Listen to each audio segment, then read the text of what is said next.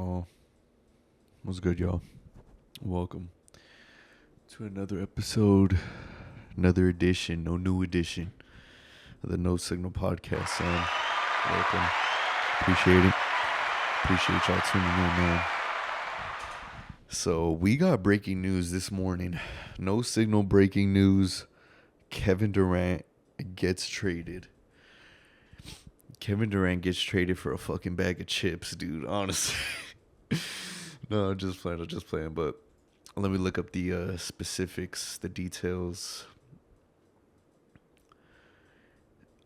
He's getting traded to Houston, actually. He's getting traded to Houston, but I want the specifics on the trade. Because they got Jalen Green in the trade. They included I thought they were going to include, what's his name? I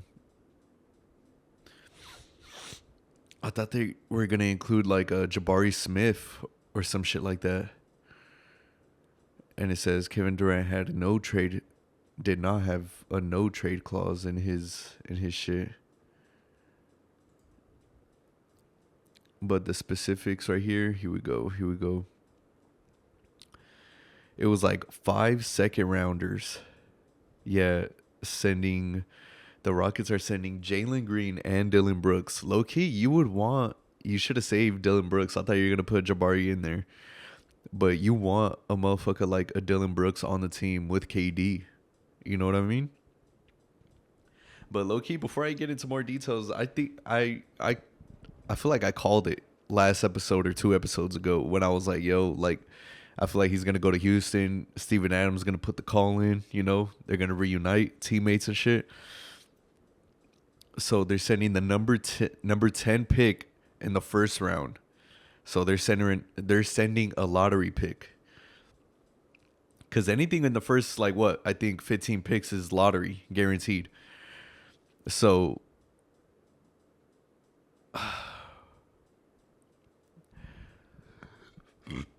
excuse me, y'all. Had some spicy noodles. My nose is running. I'm burping on a bitch right now. But the 10th overall pick in the 2025 draft, 5 second rounders. And I had this question earlier.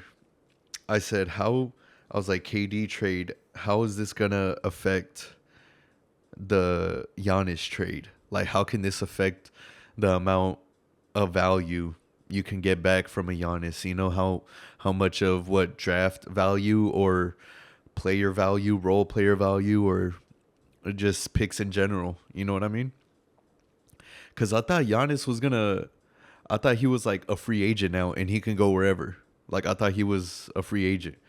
But I guess that he's not a free agent. I guess I interpreted wrong this whole time. I guess they're going to have to deal with him in a trade. But which team would trade for Giannis right now? You know what I mean? But yeah, this KD trade. How does this affect KD's career? It affects KD's career like a good amount because it's like, oh, okay, like we haven't seen you in winning position, you know, pause, you know. We haven't seen you in winning form, winning position since you was with Steph Curry. And then that whole time, he's just been trying to get rid of that, like, narrative. I'm going to get into narrative later and stuff like that, but I'm just saying, like, narrative in general. Because you know how media is. You know how the fans are. Oh, KD, he never won shit without Steph Curry. KD is nothing without Steph Curry. He had to come over here and have us carry and blah, blah. You know how the Steph sexuals or Curry sexuals are going to be, you know? The I was gonna say the Stephen guts like faggots, like faggots, but Stephen guts. You know what I mean? No, all right. Anyways, fucking yeah, KD is like he's already aging. He's already like 30, 36, 37. And low key, like this is not funny, but I think it's funny when people like post like real personal shit. You know what I mean? Like, oh, KD's 36. he just plays basketball and some and just chills with his family, and he don't have no kids or nothing. He's 37. He have no kids. He have no wife. He have no girls or nothing. Like, but it's like, bruh, like people have like different preferences and shit. You know, like nerds, like they rather just stick to the books or just stick to like, like internet shit, like artificial intelligence shit. Because they don't want to deal with human interaction and shit. What if KD's like that? What if KD don't want to deal with no bitches like that and shit? Hey, KD, he probably bagged some. KD probably bagged some, but he's just like got to sign that NDA. Is that what it's called? NDA? Is that what it's called? What is an NDA? Cause isn't it like, oh, like if you link up with me, like, oh, like, yeah, non-disclosure agreement, like a legal contract between two parties to share confidential information. Yeah, like to share confidential bodies and shit. Leave the phones with the security. Type shit. But back to what I was saying, man. Back to what I was saying. I mean, you're giving up like 5 second rounders. Those second rounders could be a fucking sleeper pick in the future. We've seen it multiple times with like whoever, like those fucking like the what is it, KD, KG and Paul Pierce trade to Brooklyn Nets when all those picks that got sent from Brooklyn to Boston ended up being like Jason Tatum and like Jaylen Brown and shit like that or some shit. So you never know. Those second round sleepers or that number 10 pick you gave up could be a sleeper also. So you never know.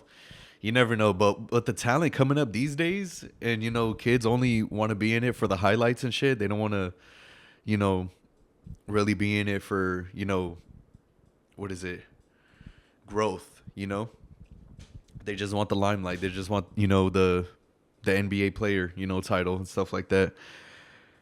But I was watching Gil's Arena and they were talking about like underachieving and stuff like that. Like, would you say like Kevin Durant like underachieved in his career? Like given the teams he's been on, you know what I mean? Given the amount of winning position he put himself in, especially early in his career with OKC, you know what I mean?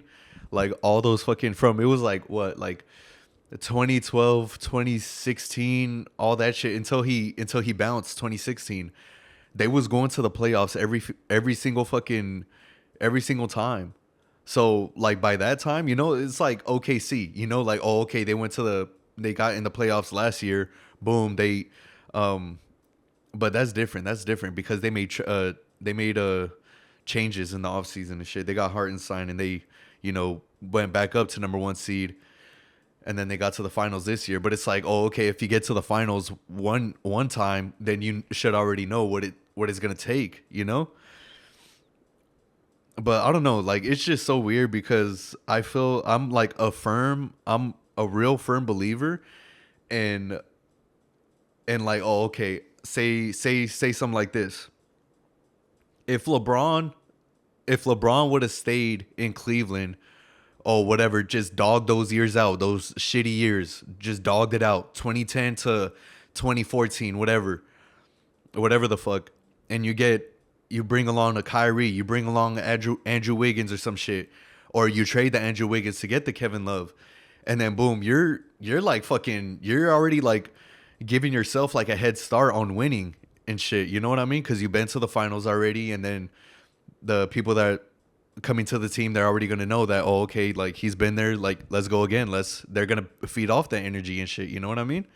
So I believe like, all right, so to stick back with that LeBron shit, if LeBron would have stayed in Cleveland, I feel like he would have won more than one in Cleveland, let alone more than 4 right now that he has, given the fact that he was going to the fucking finals like fucking, oh, every single year for the next 9 years and shit. You know what I mean? From 2011 to 2018, 7 years, forgive me. But all those fucking appearances in the finals, dude, that's a fucking opportunity. You know what I mean? And KD, I feel like if he would have stayed with Westbrook after that 2016 season, bro, they would have went to the fucking finals. They would have won at least one. And that ring would have held more fucking weight than the 2 he got with Golden State. I guarantee you that. I'm a firm fucking believer in that. And I'm a firm believer. And if that same time, 2016 to 2017, whatever, that gap or that season, when he left Westbrook, he had the option to go wherever Golden State. Oh, no one, he's not going to go to Golden State. Everyone and they fucking mama knew he was not going to Golden State. We all had a feeling like, why would you go to the fucking team that beat you? And that shit just didn't make no fucking sense. So, like, the most realistic one was him going to San Antonio around that time. You had a prime, you was in your prime, KD. You had a prime Kawhi Leonard. So I'm saying, like, the way I saw it, it was like, okay, like, boom, KD could be the Michael Jordan. Kawhi could be the Scottie Pippen. Because Kawhi was fucking he was stealing cookies on a motherfucker. He was stealing cookies on every motherfucker in there, for real. Like, I was watching the 3 hours. You know how, I don't know which YouTuber it is. Let me see. I think I seen it earlier. It's Free Dawkins. And he does 5 hours of this player, 10 hours of this player, fucking 2 hours of this player, 2 hours of OKC KD his last year and shit like that. Or the one that I seen, 3 years of Kawhi, 2016 to 2017 season. And then I thought of it and I was like, yo, I remember this time. This was around the time when KD was on Golden State. And like the whole time I was thinking like, yo, KD could have been with Kawhi. KD could have been with Kawhi. And bro, like, he would have fucking won. He would have fucking won with San Antonio, for real. Especially that culture and shit. And just San Antonio, the winning culture, just being with Greg Popovich. Obviously, Tim Duncan had already retired that previous season. And you got LaMarcus Aldridge coming in, you know? LaMarcus Aldridge was still healthy. He was still getting it. He was still getting a bucket.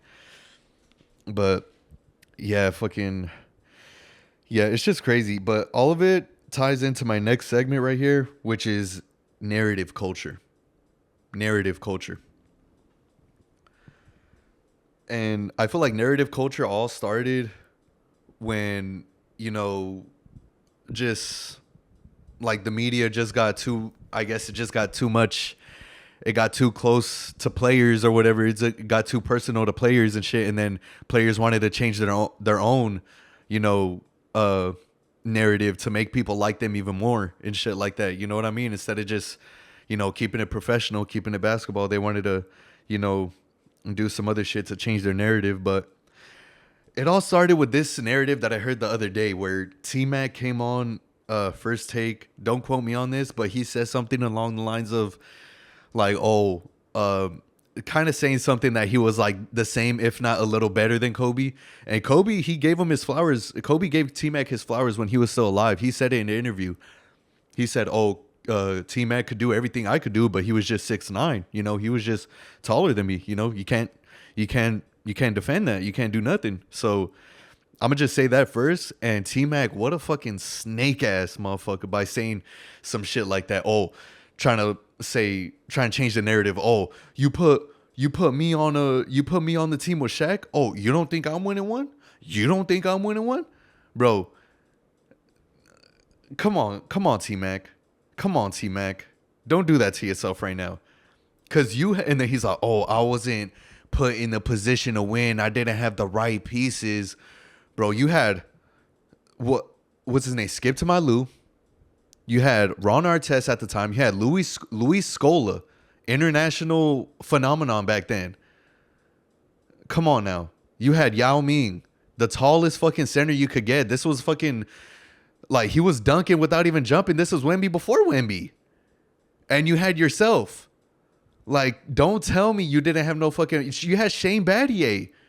Shane Battier was the fucking defensive player, like one of the main defensive players in the league around that time. And you're saying you didn't have the right pieces. No, you didn't have the right pieces, or you didn't know leadership.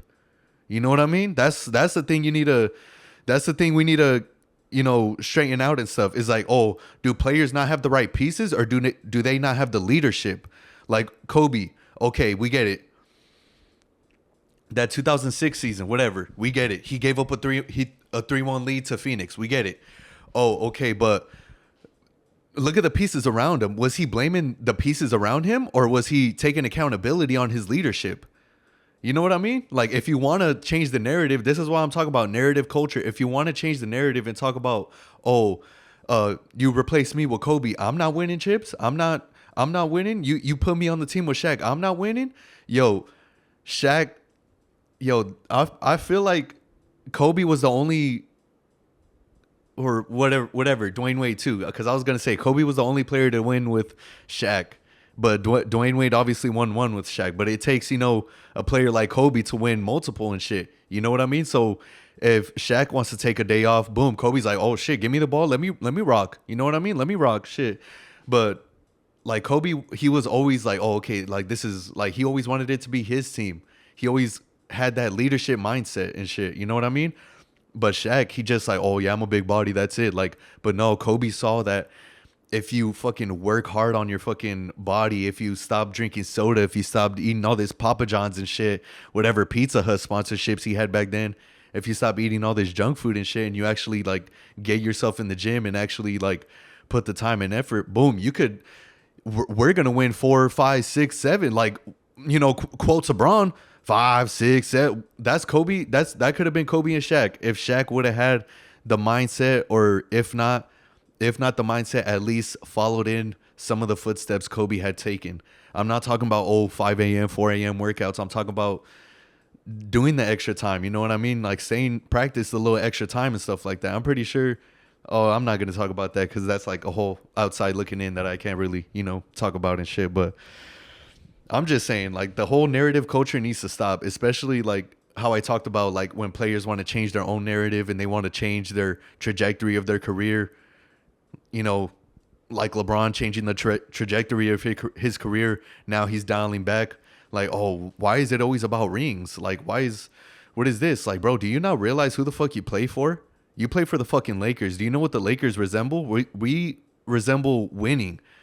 Like, oh, okay, like you could say that shit on Cleveland. You could go back to Cleveland and say that shit. Oh, what is this ring culture? What is this? What is this ring culture? Since when did everyone become so obsessed with winning and all this shit? Like, bro, like this is why this is the separation between you and Kobe and Jordan. You know what I mean? Because Jordan and both these dudes back here, they just won. They didn't give a fuck about if anybody liked them, if they had the right pieces around them and shit. Jordan was playing with fucking cokeheads, bruh. Jordan was playing with fucking cokeheads in the beginning of his career. Those were the dog days in his career, and the end, towards the end in Washington and shit. Kobe came in the league, obviously number one high school prospect. Obviously, he was a number one high school prospect, but he was one of the ones. He was one of the ones for real. But it took a team like Charlotte to draft him. Lakers pulled the phenomenal trade. Rabbit out the hat. Trading Vlade Divac for Kobe. Kobe's dog years were the years when Shaq left. That whole 2004, 2005 type shit to 2007, 2008. You know what I mean? When we started getting Pau Gasol, we started getting momentum and shit like that. Those were the dog years. Kobe didn't run those years. And I don't want to hear y'all say like, LeBron, like he was these were his dog years. Yo, LeBron was getting fucking a golden spoon fed out his mouth ever since he came in the NBA. A golden spoon to the mouth ever since he came to the NBA. Like, this is the separation. This is what I'm talking about. Like, Jordan and Kobe, both of them, bro, like they didn't care about no one, no fucking media. They just straight, oh, okay, I'm all about winning. If you want to be with me, then shit, come with me. But they didn't say like, they didn't fucking change for nobody, bro. They didn't change for nobody. But LeBron would change the fucking team for everybody. LeBron would change a coach for an organization and shit. LeBron would change everything for real. But that's what I'm talking about, like narrative culture and shit like that. You know what I mean? Narrative culture. But yeah, man, it's just fucking. I hate the fact that all these players are saying this shit now that Kobe's dead, bro. Like, if this motherfucker was alive, you guys wouldn't be saying shit. And I hate when motherfuckers with no rings talk about ring culture. Like, in the First Take episode, you had T-Mac, Jay Williams, Gilbert Arenas, Stephen A. Like, What kind of mix is this? Like, these motherfuckers don't know about a ring. Like, oh, okay, like T-Mac could have had one with San Antonio, but then that's when Ray Allen fucking went off and shit or some shit, brought him back in that game 6 and shit. But I'm just like tripping, bro. That shit is just fucking bugging. I'm like, yo, do you guys not know what the fuck is, do you guys not see what's going on? LeBron is literally contradicting himself. You know what I mean? Like, oh, when did everything come up about winning? Yeah, like friends come and go, players come and go, but banners hang forever. You know what I mean? And obviously, like LeBron, we get it. You want us a banner, but that's just one. Kobe won us 5. Magic won us 5. You know what I mean? That's fucking like 10 right there. Like, that's fucking loyalty. That's legacy right there. That's fucking winning right there. That's the tradition. And you want to come over here and just fucking come to LA. Oh my gosh, bro. What happened? The thing just shut off. The camera just shut off. Anyways, we got back up. You come to LA, you want the organization to trade their whole fucking you want the franchise to trade their whole young core and picks for Anthony Davis. For your best friend. This is the reason why Magic Johnson said, I'm not going to be here next year, because he didn't want to take the blame for all that shit. Because obviously he was the GM. He didn't want to take the blame for it at the time. Because, okay, like, Magic seen, okay, like, in order for us to win, we have to trade a bunch of players. And he's seen that he didn't want to be put in that situation. So then that's when he took the fall. So, I don't know, bro. And then you're just changing the whole way, like how do you like, what defines greatness is what they said on First Take. What defines greatness? Apparently to some players it might be championships, or people it might be championships, it might be, rings, stats. That's pretty much what people say. Like, oh, if you say who's the greatest point guard ever, are you gonna say John Stockton because of the assists? Because that's what point guards do. They have to find people, they have to dish it off, get the assists, get players open. That's what the point guards do. Or are you gonna say Russell Westbrook because he could do both, rebound and assists? He's an all around player. You know what I mean? Or are you gonna say fucking Derek Fisher because he has, or Steve Kerr because he has 6 rings as a point guard, or who has the most rings as a point guard? You know what I mean? Like, just any player or some shit like that. But I don't know, man. It's just a bunch of weird shit. It's just a bunch of weird shenanigans. But what is it? Moving on to the NBA Finals. Moving on to the NBA Finals talk. What is it?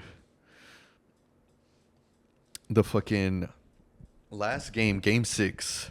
Indiana jumped off to a hot start.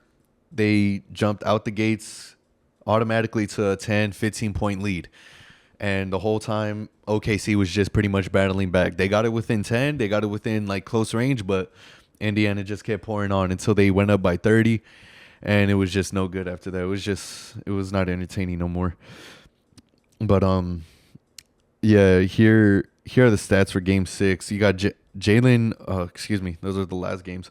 Right here, you got Shea with 21 points, 4 rebounds, and 2 assists.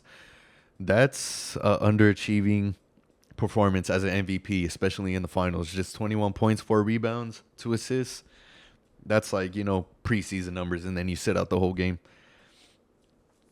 And then Jalen Williams coming off that 40-point game, coming into Indiana with 16 points and 3 rebounds. And you got Chet. Chet was the most, I feel like he was the most underachieving the whole game. Disappointing. Playing 24 minutes and only getting 4 points and 6 rebounds. What an under to take. What an under to take. The Undertaker. Nah, just kidding. That's fucked up. But on Indiana's side, Obi Toppin led the team in points with 20 points and 6 rebounds.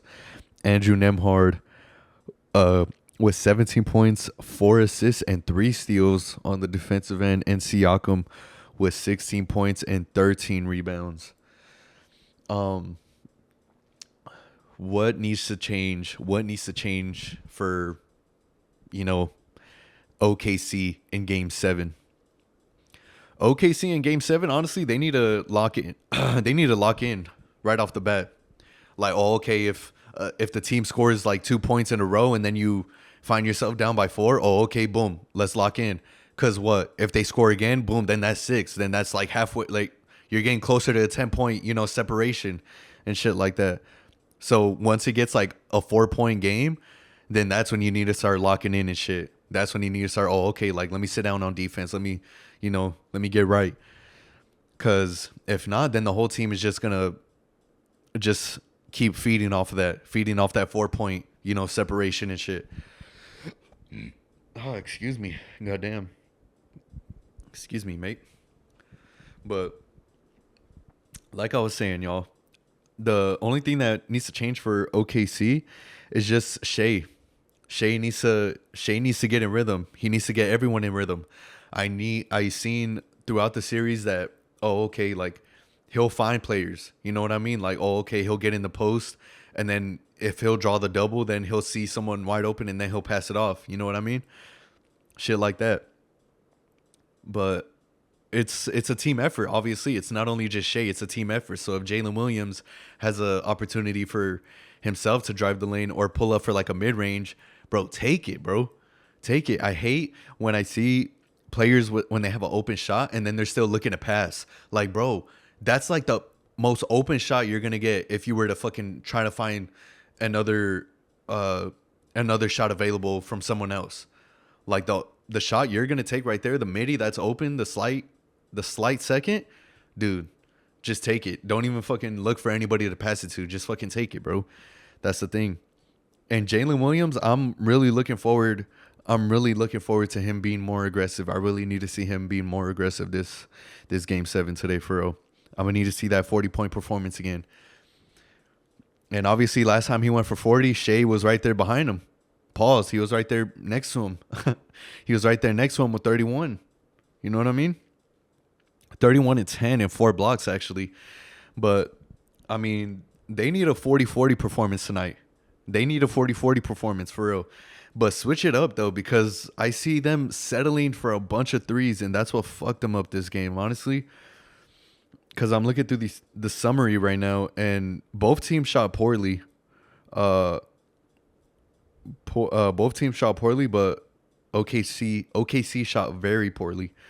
So Indiana shot 35%, 15 out of 42, and OKC shot 26%. They only made 8 out of 30. Wow. 8 out of 30 3-pointers. Like don't even try to shoot 3-pointers no more. Don't even force it, cuz at a certain point they were just forcing shit.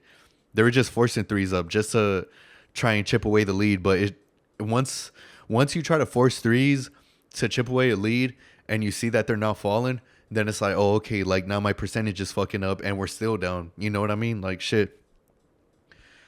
But anyways, pretty close shooting percentage field goal wise. OKC 41.9, Indiana 41.3. Yeah, both teams shot the same amount of free throws. Indiana had 23 assists, OKC 14. Fast break points, that's where Indiana fucked them up. They had 11 more fast break points. They had 5 more rebounds than OKC. Indiana had 12 steals compared to OKC's 4 steals. That is a 12 steal separation. Indiana had 16 steals, 12 more than OKC. OKC had 4. Wow. And then just points off turnovers, just 19 points off turnovers. 11 offensive rebounds for Indiana. That's where guys, every time like the shot goes up, I like when guys crash the glass. When they try to get the rebound, everyone just crashes in to get a board. But long shots lead to long rebounds, and every time everyone crashes in and then a long rebound goes out, then it's like, oh, okay, then everyone's just in the paint and all the shooters are on the 3-point line. You know what I mean? So yeah, the way this series has been real back and forth. Indiana won game 1, OKC game 2 to even up the series. Indiana won game 3, OKC won game 4. That's where the series was 2-2, knotted up. And then game 5, OKC won and Indiana won game 6. So now we are stuck here at 3-3 with game 7 tonight, coming down in, I believe, an hour and 30 minutes, hour and 40. But I believe we could wrap this up now. Believe we could wrap that up, the episode up. Excuse me, forgive me. I can't even talk today. What the fuck is going on? But yeah, y'all. Laker fans, how y'all feeling this offseason? What are y'all thoughts on the team, man? Because Austin Reeves, they said they were gonna trade Austin Reeves, but Austin Reeves, he's like open about it. He's like, hey, if they want to trade me, we'll start somewhere new.